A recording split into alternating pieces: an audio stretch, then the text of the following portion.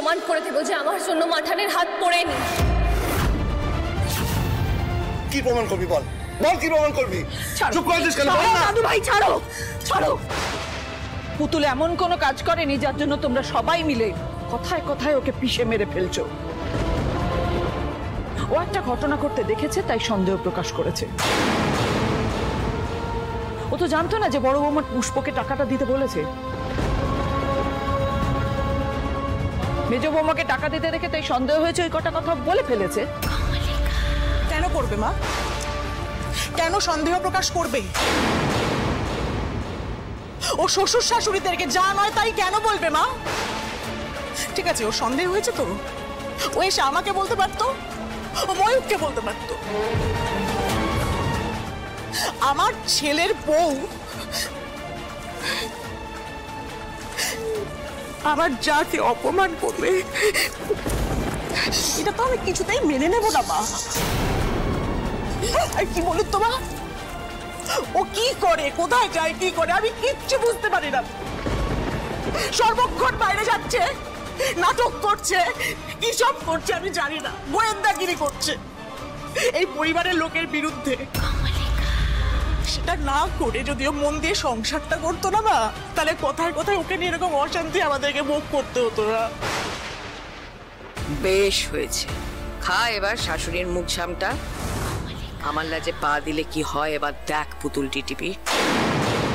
কেউ না জানলেও আমি জানি মেজ বৌদি কি জিনিস। নিশ্চয়ই বড় বৌদিকে আগে থেকে ব্রেন ওয়াশ করে রেখেছিল। আর ভাল লাগছে না, আমাকে মন্দিরে যেতে হবে, আমি উপরে যাচ্ছি তৈরি হতে।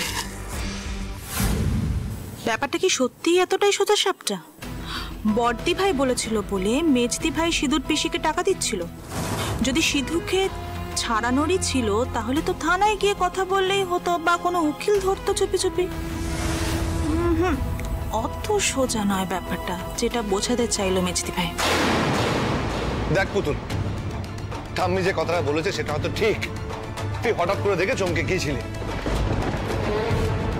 কিন্তু ছোট মাকে আঘাত না দিয়েও ব্যাপারটা কিন্তু সামলানো যেত।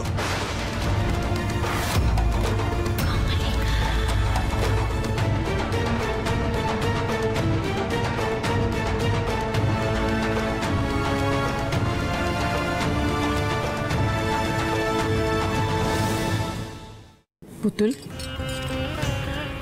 আমি কিন্তু তোর কাজে কোনো ভুল দেখছি না।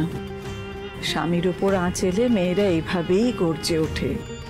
তুই দাদু ভাইকে নিয়ে চিন্তিত তাই তোর সন্দেহ হয়েছে, আর রাগের মাথায় ওই কটা কথা বলে ফেলেছিস। আর কেউ বুঝুক না বুঝুক, আমি কিন্তু তোকে বুঝতে পেরেছি পুতুল।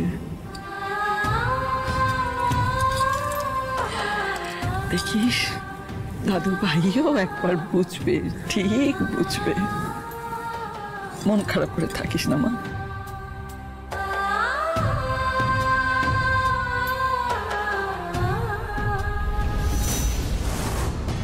মেজমার উপর সন্দেহ আমার যাবে না, ধরে ফেলেছি আমি। সবটা নাটক। মা ময়ূক্তা সবাইকে মিথ্যে কথা বলে অভিনয় করে ভুল বোঝাচ্ছে মেজমা, কিন্তু সত্যি অনেক গুছিয়ে পরিকল্পনা করে নেমেছে। তাই আজ সবটা গুলিয়ে দিল এত সহজে। কিন্তু হাল ছেড়ে দিলে চলবে না, প্রমাণ আমাকে জোগাড় করতেই হবে।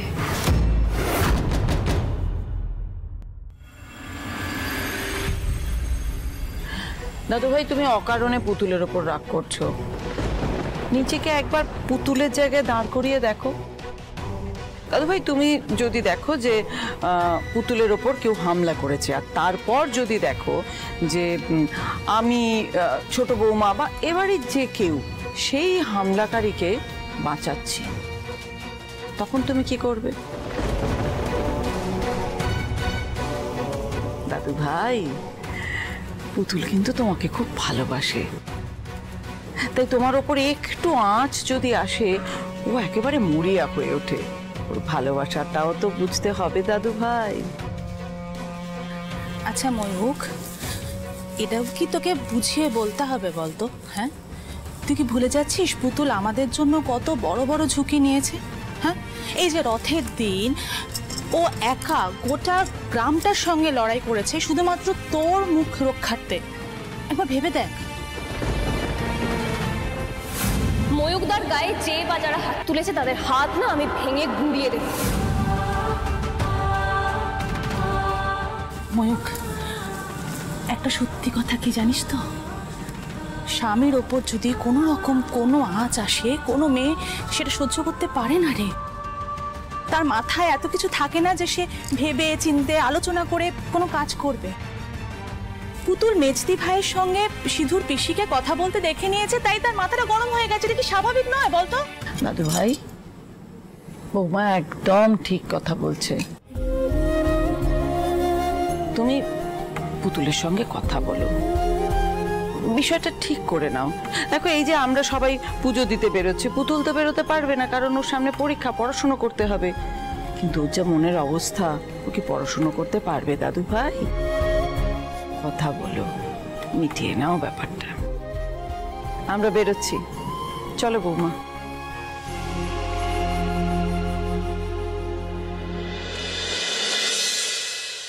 ঠাম্মি আর কাকিমণি ঠিকই বলেছে। আমি আজ একটু বেশি কড়া কড়া কথা বলেছি পুতুলকে। আমার মাথায় কিছুতেই ঠুকছে না যে ছোট মাকে টাকা দিতে দেখলো ঠিক আছে, দেখে ওর কেন মনে হলো ছোট মা আমার ক্ষতি করতে চেয়েছে। ভালো করে না জেনে এত বড় কথা কেন বললো?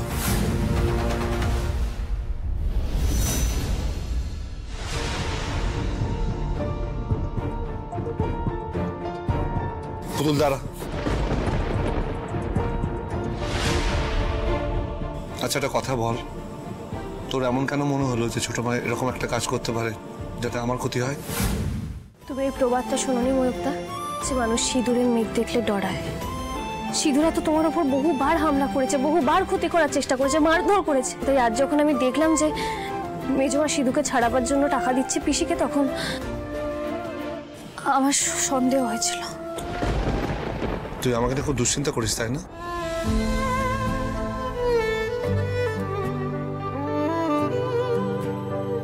যা পরিস্থিতি তাতে তো দুশ্চিন্তা হওয়াটাই স্বাভাবিক, তাই না ময়ূকদা? দেখ পুতুল, এবার থেকে যখনই তোর দুশ্চিন্তা হবে, কথা বলতে ইচ্ছা করবে, তখন তুই কোথাও না গিয়ে কাউকে কিছু না বলে সোজা আমার কাছে চলে আসবি, আমার সাথে কথা বলবি। বুঝতে পেরেছিস? এক মিনিট দাঁড়া, কোথাও যাবি না, নে বস। আরে বস, দাঁড়া, কোথাও যাবি না, আমি আসছি।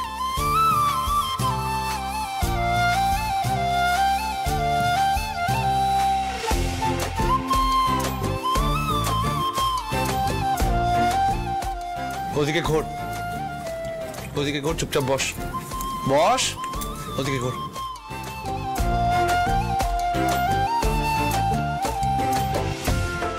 দেখ, এদিকে। মা, এটা কি? নিজে দেখ।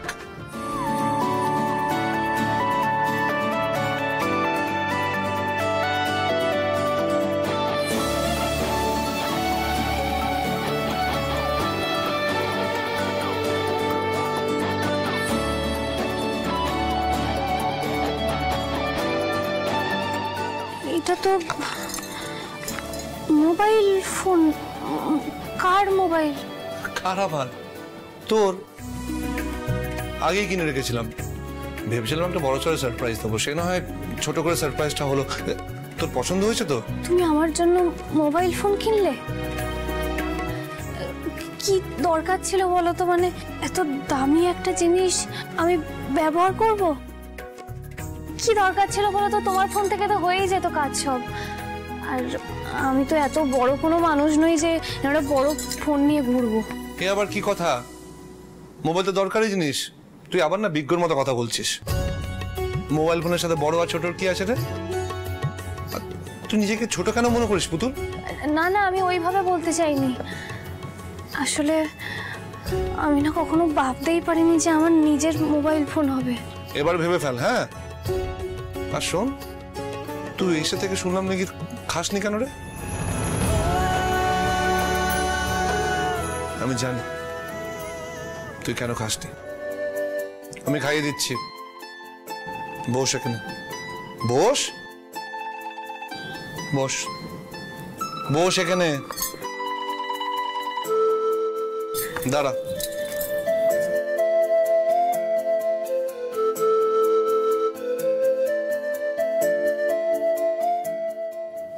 সরি, আমি তোর মতো করে রাগ ভাঙাতে পারি না।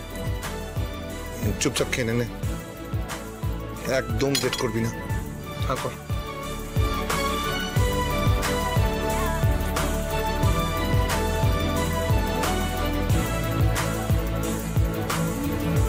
চলতে হাজারো রকম ওঠা পড়া এসেছে যখন, একা আমি তোকে তখন আগলে যাই। ঝাড়া ঝাপটা মৌসুম এলে, ফাঁকা একটু সময় পেলে তোকে আমি আমার কথাও বলতে চাই। কিছু আবদারের জানি নেই মানে তোর সঙ্গে আজ আমাকে এনে ধর, ধর, এটা দে আমাকে, নিজে খাই এবার। হাঁটতে চাই কয়েকটা তোর সাথে, এগিয়ে দে তুই এক পা এগিয়ে দে, হাঁটতে চাই কয়েকটা তোর সাথে।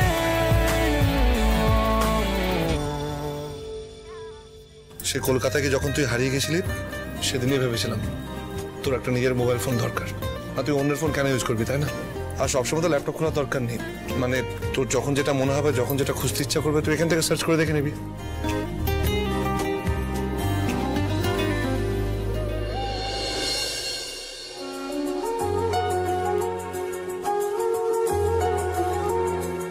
আচ্ছা শোন, এখন কিন্তু একদম ফোন নিয়ে ঘাটাঘাটি করবি না, খালি তোদের পাশের বাড়ির নাম্বারটা সেভ করে রাখ, ঠিক আছে? আর কাল তোর পরীক্ষা না, তুই পড়তে বস। বাড়ির সবাই মন্দিরে গেছে, বাড়ির পরিবেশ শান্ত, আমি একটু কাজ ছেড়ে আসছি, ঠিক আছে? ওটা রাখলাম।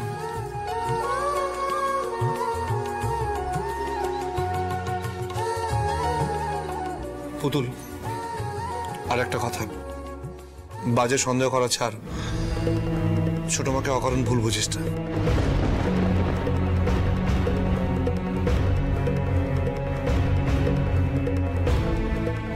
এটাই মোক্ষম সুযোগ, এই ফাঁকে একবার মেজুমার ঘরে গিয়ে আবার খুঁজে আসি যদি কিছু পাই।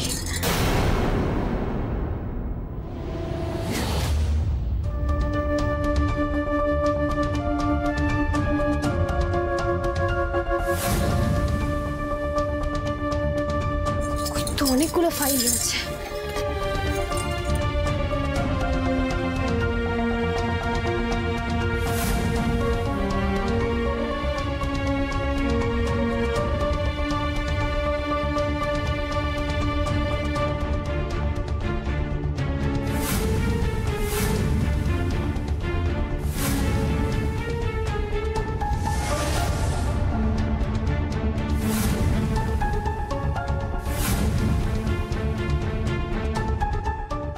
উমা, এ তো জমির কাগজ।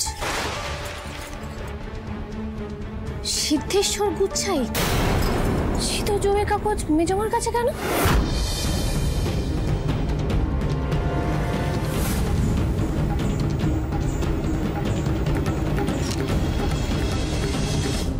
উফ, নাইস কার। ভাগ্যিস আপনার একটা পার্সোনাল কার আছে।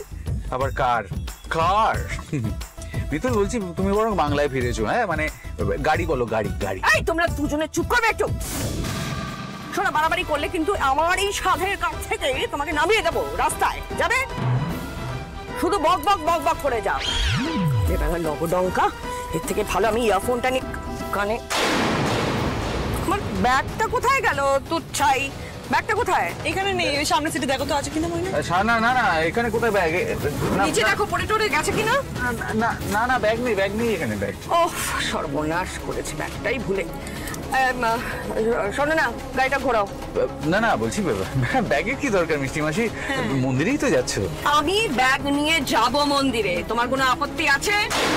যেটা বলছি ওকে করতে বলো। তুমি শুনতে পাচ্ছ? গাড়ি ঘোরাও, ঘোরাও।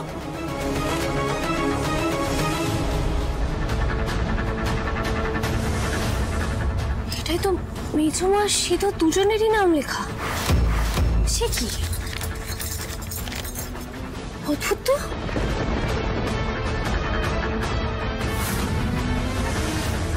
দুজনেরই তো সই রয়েছে। তাহলে কি দুজনের মধ্যে কোনো ডিল হয়েছিল জমি নিয়ে?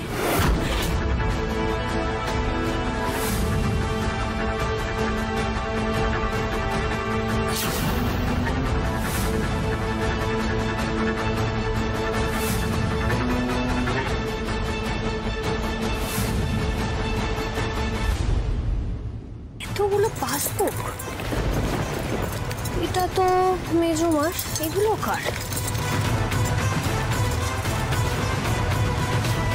শর্মিলা, শর্মিলা আবার কি? এই নামে তোদের বাড়িতে কেউ নেই। এখানেও মেজমার বাপের বাড়ির কেউ কি?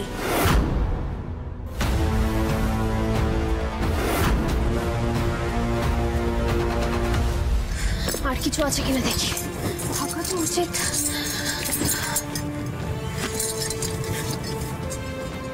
হসপিটালের ফাইল কার এটা?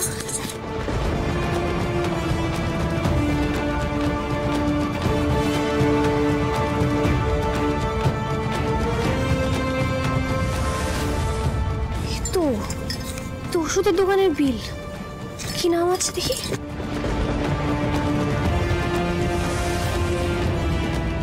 মা, তার মানে ছোট মার ওষুধগুলো এই দোকান থেকেই কেনা হতো সব।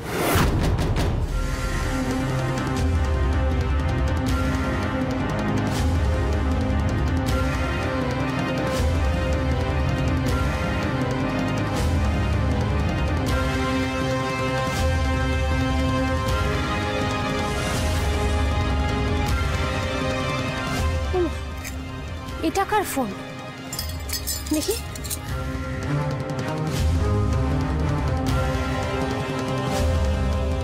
আচ্ছা, এই নাম্বার থেকে একটা ফোন করে রাখি আমার ফোনে। নাম্বারটা সেভ করে রাখি, যদি পরে কখনো কাজে লাগে।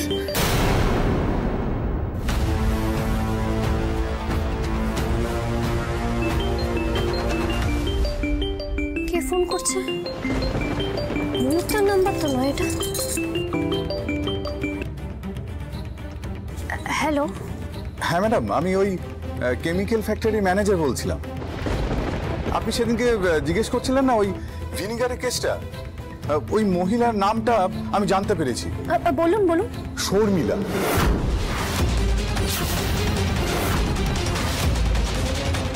কি বলছেন আপনি? কি বলেন? শর্মিলা? শর্মিলা রায়চৌধুরী ভিনিগারের অর্ডার দিয়েছিল এই শর্মিলা, আবার তার অ্যাকাউন্টের পাসবুক মেজমার কাছে। কে এই মহিলা? মেজমার খুব আপন কেউ?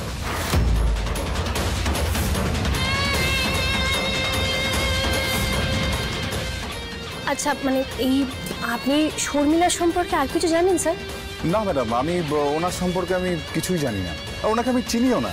মেজবৌদি, তুমি চলে আইলা যে? আদিখাতে করছিস কেন? স্যার, আমি না আপনাকে একটু পরে ফোন করছি। হ্যাঁ আচ্ছা আচ্ছা, ঠিক আছে। তোর কি লাগবে সেটা বল। তুমি রাগ করতে আসছো কেন? আমি তো ভালো মনেই কইলাম। ভালো মনে এত নাকা নাকা করে ঢলে ঢলে কথা বলার কোনো প্রয়োজন নেই। হ্যাঁ, তুই কি প্রমাণ করতে চাইছিস? তুই আমার বাধ্য? তুই যে কি আমার খুব ভালো করে জানা আছে চাপা। ঠিক আছে মেজো বৌদি, আর কখনো হবে না, ক্ষমা করে দিও মেজো বৌদি। এখন যা, মাথা খাস না করে দিও, আমি যেন ওকে চিনি না। মেজো আর গলা।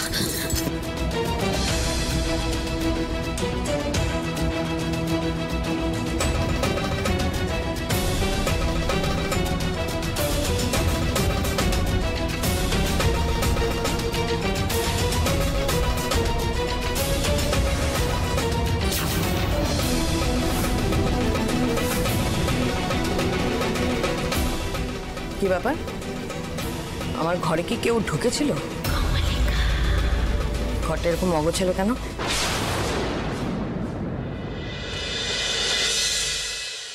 পুতুল তোর হলো, রাত হচ্ছে, শুয়ে পড়। হ্যাঁ তো এগুলো আলমারিতে তুলে দিলেই ব্যাস।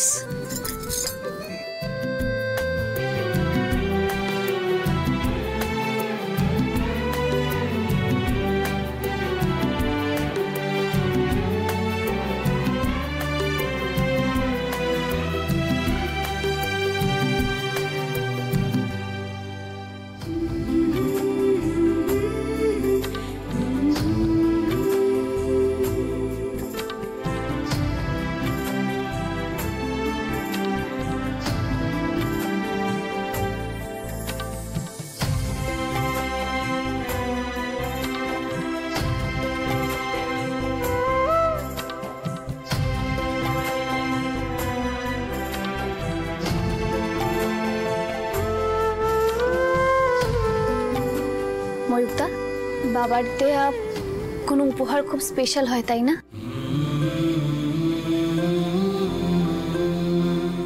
সেই জন্যই তো তুমি সেই স্পেশাল জিনিসটা তোমার জীবনের আরেক স্পেশাল মানুষকে দিয়েছিলে, যে তোমার খুব কাছের ছিল, তাই না?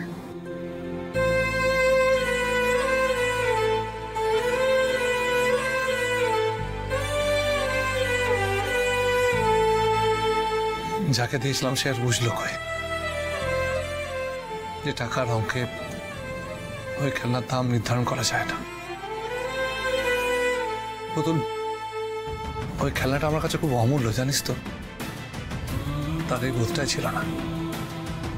কিন্তু পুতুল, আমি এটাও জানি তুই বুঝেছিলি এই রংচটা পুরনো খেলনার মূল্য আমার কাছে কতখানি। আর পুতুল, আমি এটাও জানি যে তুই খুব যত্ন করে ওই খেলনাটা রেখেছিস।